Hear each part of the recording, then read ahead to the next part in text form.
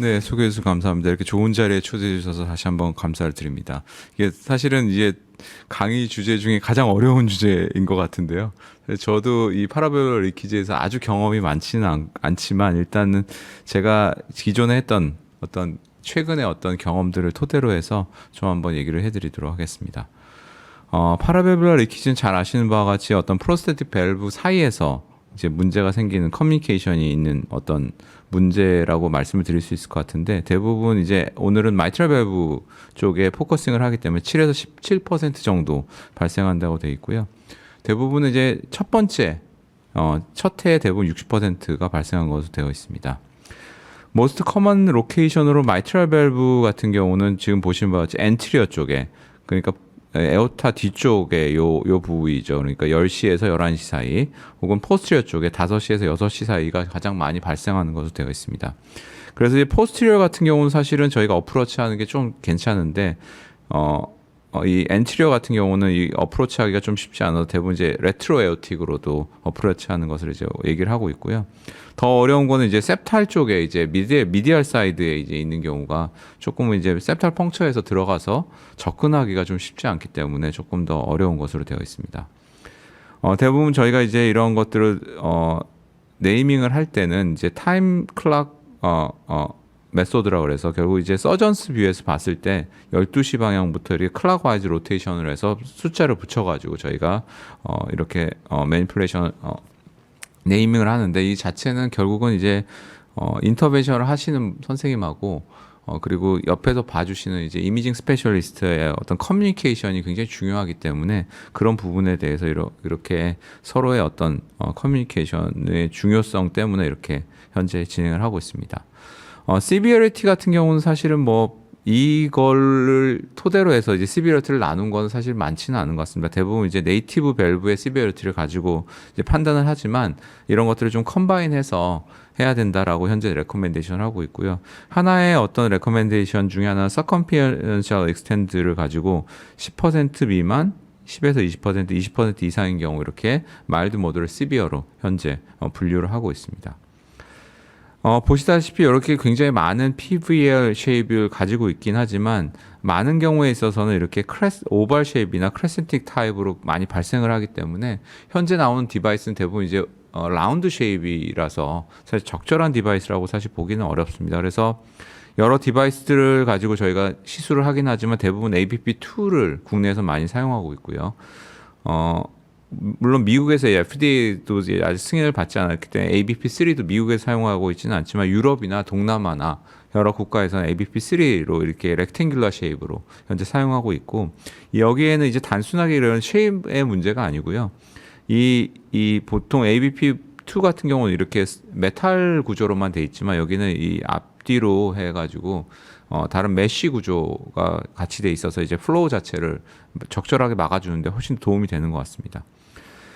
이런데 또 문제는 이제 이걸 디바이스를 셀렉션하는데 어떻게 할 거냐. 사실 디바이스 이 PVL이 있어도 이걸 정확하게 메저가 얼만큼 되는지를 정확하게 모르는 상태에서 우리가 이걸 오버사이징을 얼마큼 할 건지가 사실 좀 문제가 되는데 일반적으로는 한 50% 정도 오버사이징을 하고요. 대부분 한 10에서 한 12mm짜리 디바이스를 넣는 것을 이제 얘기를 하는 것 같습니다. 인디케이션으로는 많은 경우는 헤몰라이시스와 하페일리어 그다음에 결국에는 이런 것들로 인해서 이제 LV 이젝션 프랙션이 떨어지거나 혹은 LV 인라지먼트가 있는 경우 저희가 인디케이션을 잡고 있고요. 현재는 뭐 대부분은 이제 환자가 조금 더 심해질 때까지 저희가 메디칼을 많이 하는 추세인 것 같습니다. 그 이유는 다시 수술하기도 힘들고 이게 시술 자체도 이렇게 시술로 하면 된다라고 얘기는 하지만 사실 시술 자체가 쉽지는 않은 게 문제가 있는 것 같습니다. 그래서 그런 상황에서 그러면 모든 경우를 다 할 수 있냐? 사실 그런 건 아니고요. 락킹 모션이 있거나 베지테이션이나 스럼부스가 있거나 너무 크거나 혹은 어프로치가 어려운 경우는 사실 어렵습니다. 사실 디바이스 클로저가 컨셉은 굉장히 심플하지만 거기다 넣고 뭐 디바이스 넣어서 플로우를 막겠다라는 하지만 실제로 해보면은 굉장히 좀 쉽지 않습니다. 앞서서 말씀드린 마이트럴 클립 프로시저가 있지만 마이트럴 클립 프로시저보다 훨씬 더 좀 디맨딩한 프로시저고요. 시간도 굉장히 뭐 초기에는 뭐 일반적으로 서너 시간씩은 잡고 했고 레디에이션 익스포저도 많고 여러 가지 스킬이 굉장히 익스피리언스 많이 필요한데 문제점 중에 하나는 사실 이렇게 프로시저를 많이 할 수 있는 기회가 또 적다는 데 문제가 있습니다. 그래서 그런 여러 가지 문제점들이 있어서 사실 이런 여러 가지 문제가 있는 것 같습니다. 그래서 그리고 또 하나의 문제는 보험 이슈가 존재합니다. 그래서 현재 이게 이 프로시저가 어떤 보험에서 심평원에서 이제 어프로브한 프로시저가 아니기 때문에 사실 프로시저를 하는 데 있어서 굉장히 부담이 많고 등의 삭감의 우려가 많아서 아산병원과 저희가 이제 좀 데이터를 모아서 이런 부분을 좀 리포트를 하고 이런 부분에 좀 해결할 수 있는 방법을 찾자 그래가지고 안정민 교수가 연락이 와서 이렇게 32명을 모았는데 사실 이게 케이스 보면 2002년부터 19년 7년 동안 모았는데도 두 기관에서 32개였고 그나마 아산병원에서 프로시저를 많이 해서 이렇게 모아오게 된 것 같습니다. 프로시저 석세스 레이트는 시간이 감에 따라 좀 더 증가되는 것 같고요. 대부분은 앞서 말씀드린 ABP2를 사용하였고 트랜스셉탈 엔티그레이터를 프로시저 한 90%에서 시행을 했습니다. 보신 바처럼 프로시저 듀레이션 보면 154분이니까 거의 한 3시간 가까이 걸린 거죠. 일반적으로 평균적으로. 플루로스코피 타임도 1시간이 넘게 걸리고 그다음에 테크니컬 석세스라고 해서 실제 디바이스가 디플로이가 된 경우가 78%고요. 프로시저 석세스라고 해서 결국 이제 그 어떤 그레이드를 나눴을 때 그레이드가 한 그레이드 이상 저희가 뭐 MR을 줄였을 때, PVL을 줄였을 때를 한 60%를 받기 때문에 굉장히 이게 높지 않은 수치임을 알 수 있습니다. 더더군다나 이걸 완전히 클로즈한 경우는 얼마나 되느냐, 한 31% 되기 때문에 사실 실제 시술하는 사람 중에 한 30% 정도만 저희가 완전하게 컴플리트 클로저를 할 수 있었다라고 말씀을 드릴 수 있을 것 같습니다. 최근에 이제 심지영 교수님이 이런 리포트를 냈는데 기존의 헤몰라이틱 아네미아가 저희가 막으면은 그 구멍이 커진 구멍을 또 작게 만들면 헤몰라이틱 아네미아가 더 심해질 거라고 생각을 했는데 실제로는 그렇지는 않은 것 같습니다. 사이즈 PVL 사이즈하고 헤몰라이틱 아네미아 정도가 비례하는 건 아니고 에멀 벨로시티 결국 펑셔널한 어떤 팩터가 조금 더 문제가 돼 있지 않나라는 리포트를 했고요. 결국 이런 크기는 결국 펄마이 하이퍼텐션하고 관계가 있고 LA의 컴플라이언스와 관련이 있다라는 이런 리포트를 한 바 있습니다. 컴플리케이션은 보신 바와 같이 아까 그 마이트랄 클립 프로시저는 뭐 1에서 2%지만 이건 거의 9% 정도까지 컴플리케이션 레이트가 높고요. 굉장히 말씀드린 것처럼 여러 가지 컴플리케이션이 발생할 수 있습니다. 결국 이 테크니컬 이슈로는 보면은 결국 로케이션을 어떻게 잡을 거냐, 어디에 위치한 파라볼라릭이 여기 있다고 그랬는데 거기 실제로 들어가서 이제 플로로스코피상에서 해보면은 쉽지는 않습니다. 딴 데 가서 헤매는 경우가 굉장히 많고요. 그러면서 시간을 많이 해오기 때문에 이런 플로로스코피상하고 3D TE를 이용해서 최근에 이제 CT를 이용해서 정확한 위치를 잡고 들어가는 게 굉장히 중요합니다. 두 번째는 septal 펑처라는 경우는 적절한 septal 펑처를 해야 되고 그 다음에 트랜스페모럴 펑처를 해서 엔티그레이드로 들어가면은 이게 플로우가 거꾸로 이제 LV에서 LA로 이제 플로우가 나오기 때문에 우리가 일반적으로 하는 테르모 와이어 가지고 거기 들어가는 건 굉장히 쉽지는 않습니다. 저희도 해보면서 이건 안 되겠다 싶어서 조금 더 스트롱한 와이어를 가지고 들어가야지 그 플로우를 어게인스트 해가지고 들어갈 수 있겠다라는 어떤 경험을 좀 한 바 있습니다.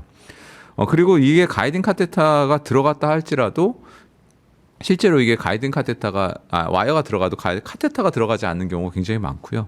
거기에 또 디바이스가 들어가려면 이제 가이딩 카테타가 좀 더 커야 되는 문제가 발생할 수 있습니다. 그리고 마지막으로는 그럼 딱 하고 났는데 이게 디바이스 사이즈를 어떻게 해야 될지 사실 이것도 굉장히 좀 고민이 되는 부분인 것 같습니다. 그래서 결국은 이제 커뮤니케이션이 굉장히 중요하다라고 말씀을 드릴 수 있어서 케이스를 가지고 좀 말씀을 드리면서 얘기를 해드리겠습니다. 62세 여자 환자였고요.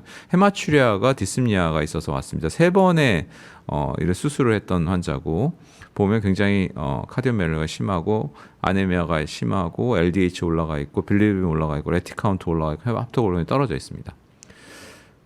이렇게 보면 사실 저희가 어딘지 모르죠. 이렇게 뭐 해서 포스티리어 사이드에 있다라고 해서 이미징 하신 선생님이 그래서 거긴가 보다 그래서 봤더니 여기 아까 저희가 이제 가장 많이 발생하는 부위 중에 하나라고 생각하는 뭐 4시쯤에 되죠. 그래 4시쯤인데 이게 그럼 어디냐? 실제로 플로로스코프를 보면은 이 서전스 뷰하고 그럼 어떻게 찾을 거냐? 처음엔 저희가 이게 어디지? 그러고 한참 헤맸는데 이게 보시면 서로 이제 라이트 레프트가 반대라고 생각하시면 됩니다. 레프트 라이트가 바뀌고요. 앞 위아래는 비슷합니다. 그래서 레프트 라이트가 바뀌기 때문에 거기서 이제 3D T에서 보이는 뷰나 CT에서 보이는 뷰를 기준으로 해서 우리가 잡으면 되고요. 크게는 이제 플로로스코프상에서 크게 두 뷰를 잡아야 되는데 이렇게 밸브가 탄젠셜하게 보이는 뷰하고 앙팡스 뷰를 봐서 위치 어디에 이제 위치에 있는지하고 이게 위인지 아래인지 그 다음에 또 하나 이제 우리가 힌트를 잃을 수 있는 건 이 밸브 자체의 디스크의 위치를 보고 저희가 들어가서 확인을 하게 됩니다. 그래서 실제 보면은 이렇게 이쪽에 있는데 여기서 보면은 요 반대쪽에서 요 부위에서 이제 플로로스코프에서 나오게 됩니다. 그래서 실제 엔지오를 찍어보면 여기 근처에서 나오죠. 아까 거기서는 3D에서는 요 반대쪽이었는데 그래서 이 경우는 이제 저희가 처음에 경험이 없어서 막 하다가 안 돼가지고 이 에오타로 들어가서 이제 레트로그레이드로 이 시술을 성공적으로 했던 케이스가 되죠. 032 스트레이트 와이어를 통해서 넣었고요. 했는데 사실은 이게 문제가 많습니다. 이게 시술하면서 보면은 이게 레트로그레이드 하면은 뭐 septal 펑처도 안 해도 좋을 것 같은데 문제는 이게 벤트리클을 굉장히 이리테이션을 많이 시켜가지고 PVC도 굉장히 많이 생기고 그래서 굉장히 시술하는데 굉장히 어려움이 많습니다. 그래서 어쨌든 이 경우는 이렇게 들어가서 저희가 시술을 성공적으로 들어갔고요. 여기 디플로이 8mm짜리를 디플로이했습니다. 굉장히 작은 홀이었기 때문에 다행히 이 환자 같은 경우는 시술하고 나서 거의 컴플리트하게 없어진 케이스가 되겠습니다. 그래서 이런 경우가 굉장히 좀 드물고요. 이게 헤몰라이시스도 확실히 줄었죠. 그래서 이렇게 유린 칼라도 확실히 이제 클리어해진 케이스가 되겠습니다. 두 번째 케이스는 73세 여자 환자고 비슷한 이유 때문에 왔습니다. 이 환자도 뭐 여러 번 수술을 했고요. 요거는 같은 거기 때문에 넘어가도록 하겠습니다. 그래서 보시면 여기는 멀티플 제시였습니다. 1시에서 3시에서 제시 있었고 이것도 거의 이제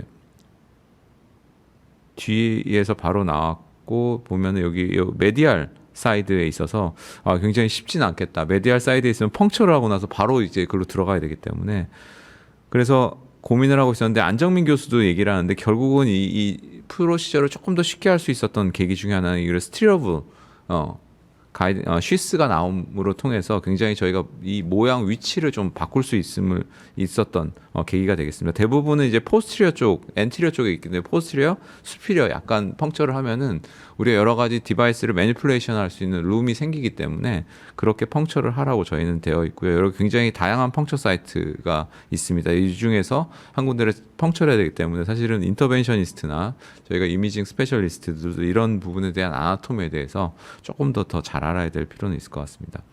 어쨌든 여기를 해서 저희 에즐리스 스몰 커브를 가지고 펑처를 했고요. 펑처를 하고 나서 이제 와이어를 이렇게 쭉 넘겼는데 문제는 이제 와이어를 넘기고 나서 다른 쉬스를 넘어가려고 해도 보시다시피 굉장히 앵글이 심합니다. 그래서 대부분의 카테ter이 잘 안 넘어가서 어떻게 하냐면 대부분 이거를 에오타 쪽으로 넘겨서 여기서 스네어를 해서 VA 레일을 만들어 가지고 하게 되는데 이 케이스 같은 경우는 또 문제가 에오틱 밸브도 지금 리플레이스먼트가 돼 있어서 이걸 어떡하지 고민을 하다가 사실 이 당시에는 이제 여기다 넘겨서 했습니다. 그래서 에오틱 밸브에 좀 문제가 생길 가능성에 대해서 조심스럽게 해서 진행했고요.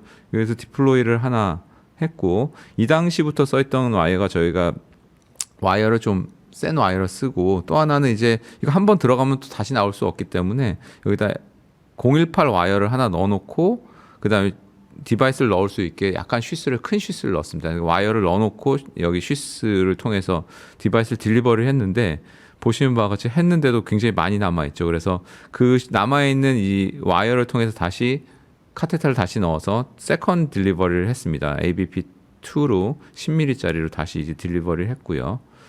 근데 하고 난데도 이렇게 굉장히 많이 남습니다. 그래서 왜 그럴까 고민을 했는데 결국 그 와이어가 들어간 방향으로 카테터가 들어가면은 같은 방향으로만 디바이스가 디플로이가 됩니다. 딴 데를 옆에서 세서 옆으로 하고 싶지만 할 수가 없어서 결국에는 어떻게 했냐면 또 septal 펑처를 다른 데를 해서 서드 디바이스 12mm짜리 디바이스를 이렇게 넣었고요. 그래서 확실히 줄어든 이런 소견을 관찰할 수 있었습니다. 세 번째 케이스도 사실은 시간 관계상 비슷해서 좀 간단하게 말씀을 드리면은 이 케이스는 처음에는 septal 펑처에 들어가려고 하는데 위치를 안 맞아서 거꾸로 들어가서 다시 들어갔습니다. 근데 이 케이스 같은 경우는 사실 에오타로 빼지는 않고요. 여기 septal 펑처한 대로 해서 이제 LA에서 스네어를 해가지고 요 루핑을 만들어가지고 했고요. 이 당시에 저희가 코맨더 18 와이어를 이제 사용하기 시작했습니다. 스트롱 와이어고요. 그래서 이 디바이스를 넣고 했는데 보시면은 두 개를 넣었는데도 계속 좀 남아 있어서 이 경우도 이제 세 번째 거를 다시 와이어링을 해서 다시 이쪽으로 들어가서 세 번째 디플로이까지 하고 어느 정도 이제 줄어든 소견을 보였습니다. 그래서 이렇게 좀 쉽지 않게 이 시술을 하긴 했지만 성공적으로 했던 케이스가 되겠습니다. 그래서 마지막으로 처음보다 굉장히 많이 줄어든 PVL을 관찰할 수 있었습니다. 하지만 최근에는 이제 이런 것들을 이제 에코 내비게이션 시스템이나 하트 내비게이션 시스템을 통해서 조금 더 이제 위치 파악이나 이런 건 시술을 하는 데서 유용할 거라고 생각을 합니다. 그래서 결국은 마지막으로 정리해 보면은 파라벨룰 리키지는 결국 클리니컬 서스피션이 굉장히 중요하고 결국 이미징이 굉장히 중요하다. 그리고 어떤 인터벤셔니스트와 이미징 스페셜리스트의 커뮤니케이션이 굉장히 중요하다는 부분을 말씀을 드리고 이 강의를 마치도록 하겠습니다. 이상 경청해 주셔서 감사합니다.